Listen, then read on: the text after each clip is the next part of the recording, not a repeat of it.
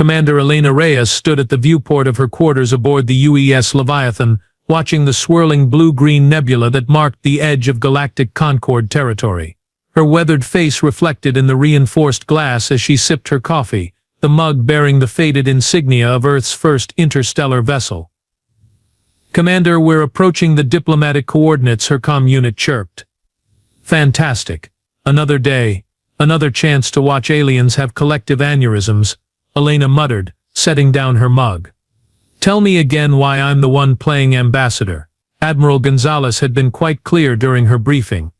"Bring the Leviathan, one of humanity's more modest vessels, to the diplomatic gathering, and make nice with the newest members of the Galactic Concord." Humanity had only joined the Interstellar Federation 3 months ago, and first impressions were still being formed.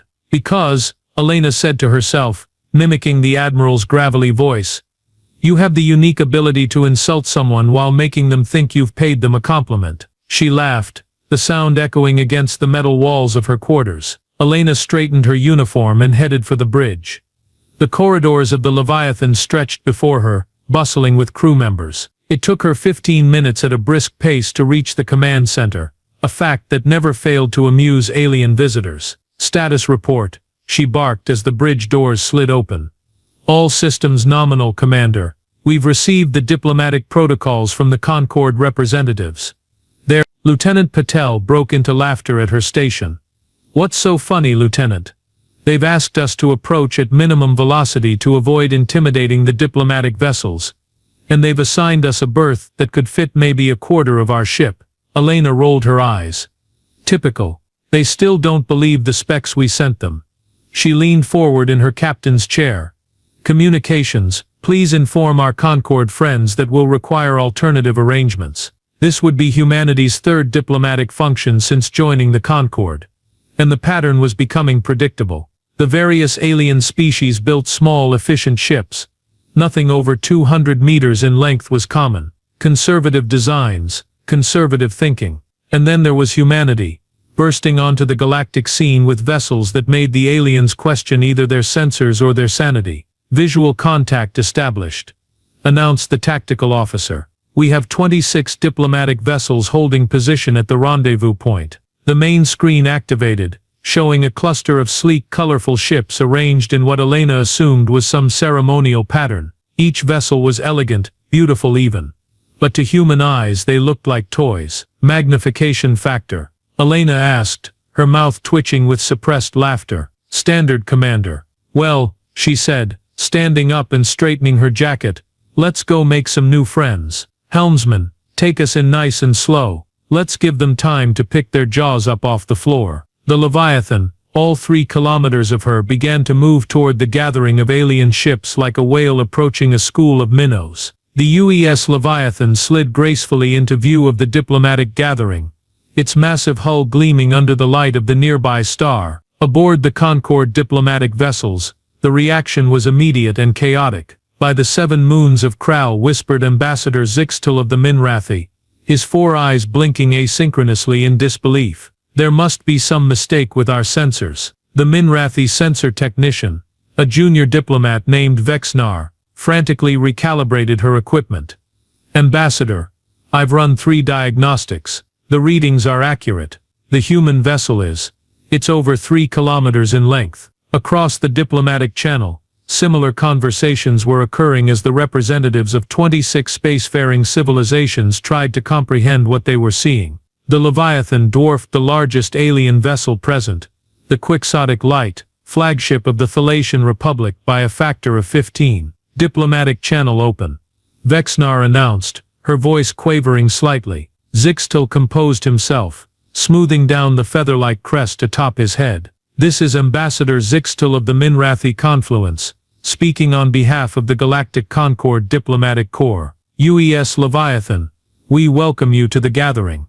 The view screen flickered to life, revealing Commander Elena Reyes seated casually in her command chair. "Ambassador, the pleasure is ours. I hope we didn't startle you too badly with our arrival." The slight upward curl of her lips told Zixtel she was fully aware of the commotion their arrival had caused. His crest fluttered in what his species recognized as embarrassment. "Commander Reyes, There seems to be a discrepancy in the specifications your government provided. We were led to believe you would be arriving in a modest vessel." Elena laughed, the sound both warm and slightly mocking. "Oh, but this is modest, Ambassador. The Leviathan is one of our mid-sized diplomatic cruisers. Anything smaller wouldn't have the necessary facilities to host a proper reception." The bridge crew behind her maintained professional expressions, but Zixtel could see the amused glances they exchanged. "I see," said Zixtel, though he clearly didn't. "Your docking instructions mentioned a crew complement of 5,000.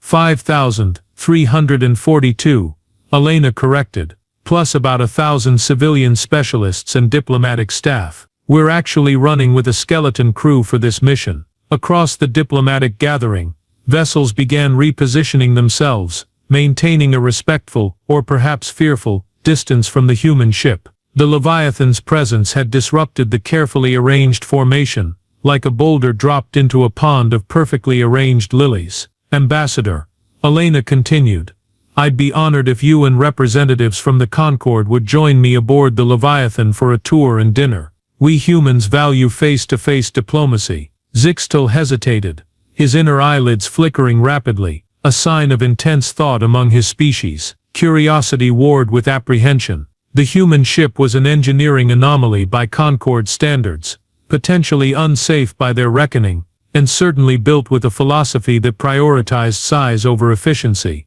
Yet diplomatic protocol was clear. "We would be delighted, Commander. A delegation of 7 representatives will shuttle over at the appointed time." After the communication ended, Vexnar approached her superior. "Ambassador, is it wise to board their vessel? The power readings alone suggest energy usage that violates several Concord efficiency guidelines." Zixtel stared at the massive human ship through the viewport.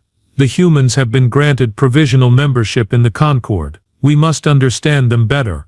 His voice dropped to a whisper, "including why they feel the need to build vessels of such excessive proportions. Perhaps they're compensating for something," Vexnar suggested, attempting humor to ease the tension. "Or preparing for something," Zixtel replied, his crest flattening against his skull. "Ready my shuttle. I want to see inside this metal Leviathan before I make any judgments." As the Minrathi delegation prepared for their visit, the human ship hung in space before them, impossibly large, improbably elegant, and undeniably intimidating. The Minrathi shuttle looked absurdly small as it approached the designated landing bay of the Leviathan. Zixtel and 6 other representatives from various Concord species sat in nervous silence as they passed through the massive opening, large enough to swallow 3 of their vessels whole. "Their hangar could house our entire diplomatic fleet," murmured Trilox, the Ganthian representative, his gill flaps pulsating with excitement.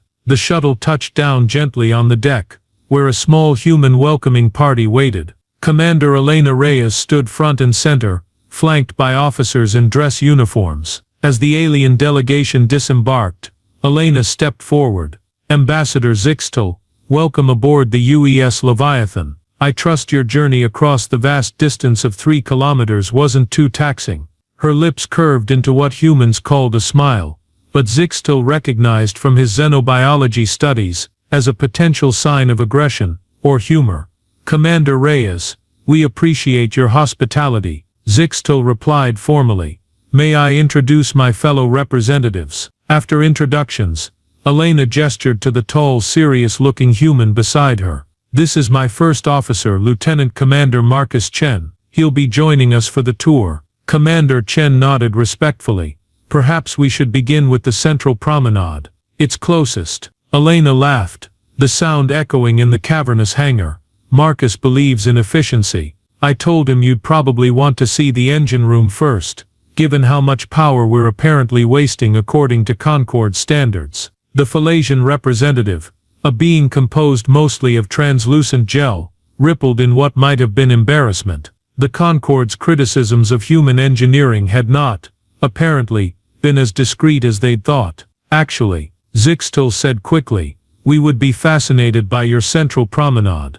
Did you call it?" The tour began with a high-speed tram ride, itself a novelty that caused considerable consternation among the visitors. The Leviathan was simply too large to traverse on foot in any reasonable amount of time. This tram system runs the full length of the ship, Chen explained as they hurtled through a transparent tube that offered spectacular views of the ship's interior. We have 28 stations serving different sections. 28 stations, repeated Drella, the Hadraxian scientist. Your internal transportation system is more extensive than many planetary surface networks in the Concorde. Elena shrugged. Hard to get from engineering to the forward observation deck without it. That's a 2-hour walk otherwise. The central promenade proved to be a kilometer-long open space running through the heart of the vessel, complete with parks, cafes, shopping districts and residential areas. Humans went about their daily business while off-duty, seemingly oblivious to the fact that they were aboard a starship rather than a small city. You have trees, Trelox observed, staring at a grove of earth oaks, actual growing plants, inside a starship. Helps with oxygen recycling, Chen replied. Plus it's nice to have a place to relax. Zixtel struggled to process what he was seeing, but the resources required to maintain this. This is not a warship or a colony ship. You said this is a diplomatic vessel. Elena's laugh had a hint of steel in it. Multi-purpose ambassador. The Leviathan can serve diplomatic, scientific or defense functions as needed. The tour continued through hydroponics bays that could feed the entire crew indefinitely, medical facilities that rivaled planetary hospitals, and recreation areas that included swimming pools, actual bodies of water intentionally placed aboard a spacecraft. And this, Elena announced several hours later, is one of our 16 engine rooms. The cavernous chamber housed a pulsating core of blue-white energy, surrounded by engineering stations where humans monitored various systems. The scale was breathtaking. 1 of 16. Zixtel's inner eyelids fluttered rapidly. What possible reason could you have for such power generation capacity? Chen stepped in, his tone diplomatic where Elena's might not have been. Our philosophy differs from Concorde's standard design. We believe in redundancy, self-sufficiency, and versatility.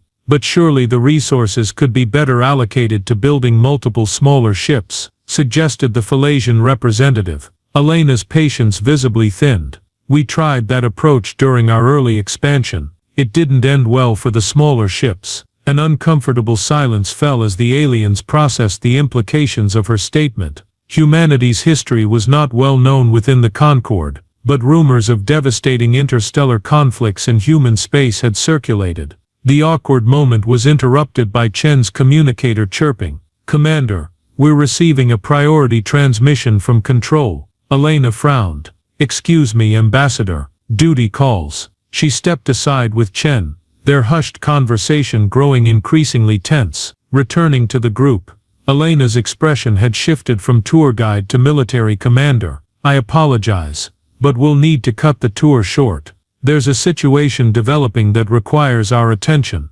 What sort of situation? Zixtel asked, crest rising in concern. Pirate attack on a research outpost in the Proxima sector. Elena replied bluntly. We're the closest Concorde-affiliated vessel, but we're not prepared for combat operations, Trelox protested.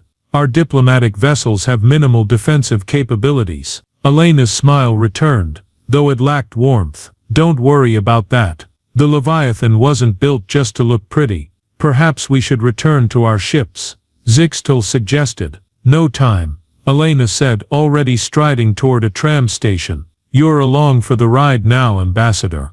Besides, this might help answer your questions about why we build our ships this way. The bridge of the Leviathan erupted into controlled chaos as Elena and her alien guests arrived. Officers moved with practiced precision, calling out status reports while the main view screen displayed a distant space station surrounded by small aggressive-looking vessels. Status report, Elena barked, sliding into her command chair. Proxima research station under attack by approximately 23 vessels of unknown origin, reported the tactical officer. Station shields at 43% and falling. They've got about 30 minutes before breach. Lieutenant Commander Chen directed the alien delegation to an observation area at the rear of the bridge. Please remain here. You'll be safe and can observe our operations. Comms, get me the Concorde diplomatic fleet, Elena ordered. The view screen shifted to show Ambassador Zixtal's second-in-command aboard the Minrathi vessel. "Commander Reyes," the Minrathi officer said, crest flattened in obvious distress. "We've received the distress call as well, but our vessels are not equipped for combat operations of this nature. We're awaiting reinforcements from the Concord Defense Fleet." "ETA on those reinforcements?" Elena asked, though her tone suggested she already knew the answer.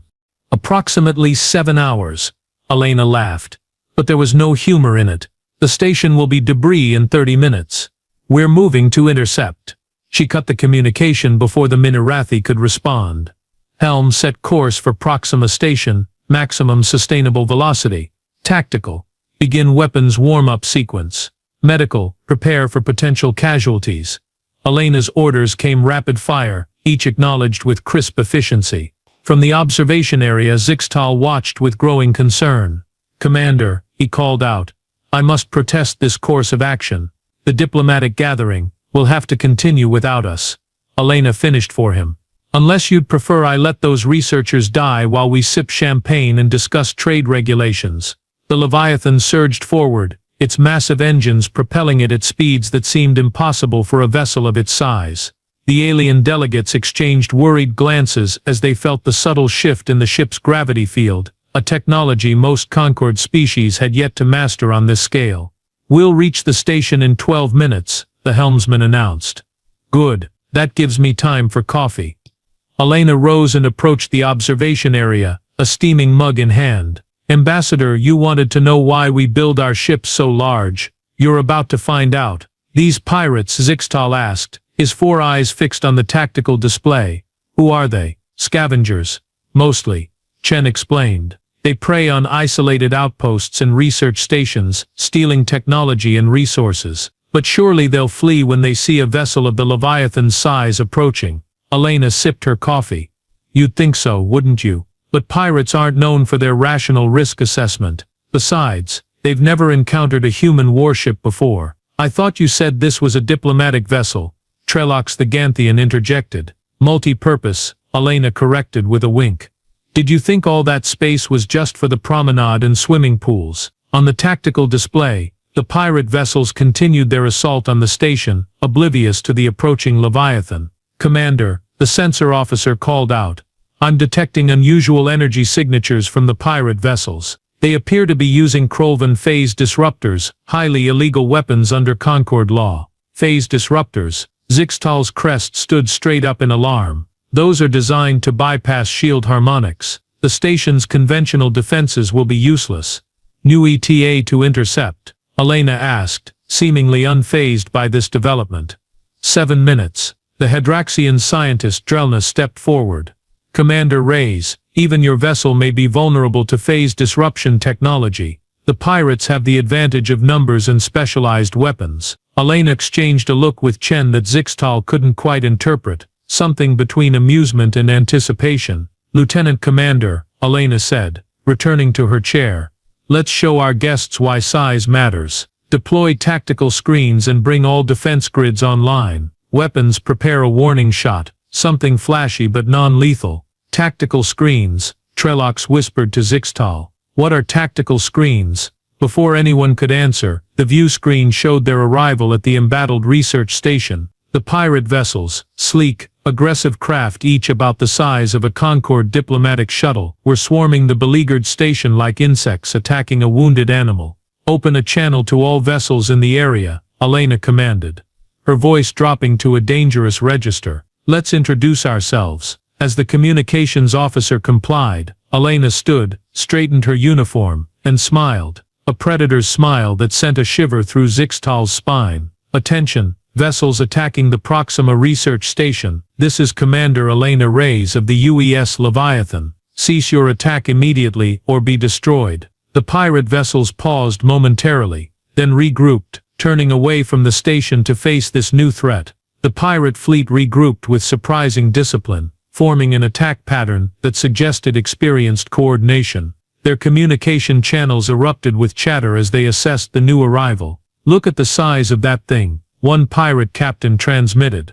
"Must be slow as a dying star." "Bigger target, bigger payday," replied another. Those Concord fools build everything oversized and undermanned, probably full of valuable tech. On the Leviathan's bridge these communications played openly, causing Elena to chuckle. Tactical. What's your assessment? 23 vessels, Commander. Mostly light corvettes with retrofitted weapons. Their phase disruptors are dangerous to the station, but pose minimal threat to our hull integrity. Elena nodded, then glanced back at the alien delegation. Ambassador, you're about to see why humans build big ships. She turned back to her crew. Deploy point defense grid Alpha through Delta. Tactical screens to maximum dispersion. The Leviathan's hull seemed to ripple as thousands of small ports opened simultaneously. From each emerged a compact autonomous defense turret, creating a bristling array of weaponry that transformed the vessel's sleek exterior into a fortress of firepower. By the eternal void, whispered Drelna, the Hadraxian scientist, there must be 12,842 point defense systems, Chen supplied calmly. Plus our main armaments, which we won't need for this engagement. The pirate fleet began its attack run, clearly expecting the massive ship to be slow to respond. Their first volley of phase disruptors lanced toward the Leviathan, only to be intercepted by shimmering fields of energy that materialized meters from the hull. Tactical screens, Zixtal realized. Projected energy barriers. Elena nodded approvingly. Standard human defense technology. We learned long ago that a single shield can be overwhelmed, but layered, dynamic defenses are much more resilient. The Leviathan's response was swift and overwhelming. Thousands of precisely targeted energy pulses erupted from its defense grid, each striking with surgical precision. Within seconds half the pirate vessels were drifting, disabled but intact. Commander, called the tactical officer, remaining hostiles are attempting to concentrate their fire on Section 18G. Predictable, Elena replied, sounding almost bored. Shift auxiliary power to that section's tactical screens and target their propulsion systems. Another barrage from the Leviathan's defenses left the remaining pirates crippled and adrift. The entire engagement had lasted less than 3 minutes. All hostile vessels neutralized, Commander, reported the tactical officer. No casualties on our side. Station reports shield integrity stabilizing at 27%. Elena turned to the stunned alien delegation with a satisfied smile. And that, Ambassador, is why we build big ships. It's not vanity, it's practicality. Our defense systems require space and power that smaller vessels simply cannot provide. Zixtal stared at the disabled pirate fleet, his preconceptions about human engineering philosophy completely shattered. You could have destroyed them all, he observed quietly. We could have, Elena agreed. But that's not our first choice. Size gives us options, Ambassador. The ability to overwhelm rather than annihilate, to disable rather than destroy. I believe, Zixtal said slowly. I owe you an apology for my earlier assumptions, Commander Reyes. Elena laughed, genuine this time. Don't worry about it. You're not the first to underestimate us, and you certainly won't be the last. 3 days later the diplomatic gathering reconvened, though the atmosphere had noticeably shifted. The Leviathan now held the position of honor in the formation, with the smaller alien vessels arranged respectfully around it rather than maintaining their previous cautious distance. In the Concord's central meeting chamber, hastily reconfigured to accommodate human proportions, Ambassador Zixtal delivered his report on humanity's capabilities to the assembled representatives. The incident at Proxima Station has provided valuable insight into human engineering philosophy, he stated formally. What we previously assessed as inefficiency, we now understand as tactical necessity. Their vessels are designed not merely for transportation or diplomacy, but as comprehensive platforms capable of addressing any situation that might arise in deep space. Murmurs rippled through the gathered aliens as Zixtal continued. I recommend immediate revision of our technological exchange protocols with humanity. Their defensive systems, in particular, demonstrate approaches our own engineers have not explored. Elena, seated at the human delegation's table, caught Zixtal's upper right eye and gave a subtle nod of appreciation. She had spent enough time with the Minrathi now to recognize when they were being diplomatic.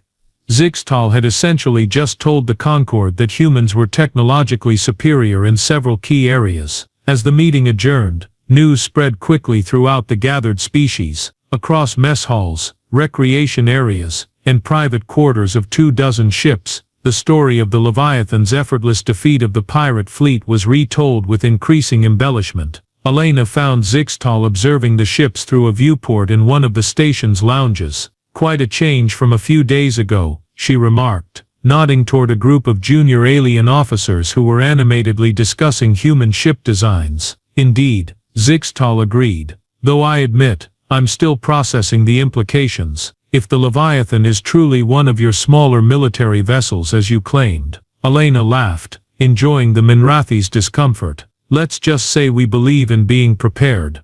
"For what, precisely?" Zixtal asked, his crest fluttering with genuine concern. Before Elena could answer, a junior human officer hurried over. "Commander, priority message from Fleet Command. The UES Colossus has arrived at the system's edge and requests permission to proceed to the diplomatic gathering." Zixtal's inner eyelids flickered rapidly.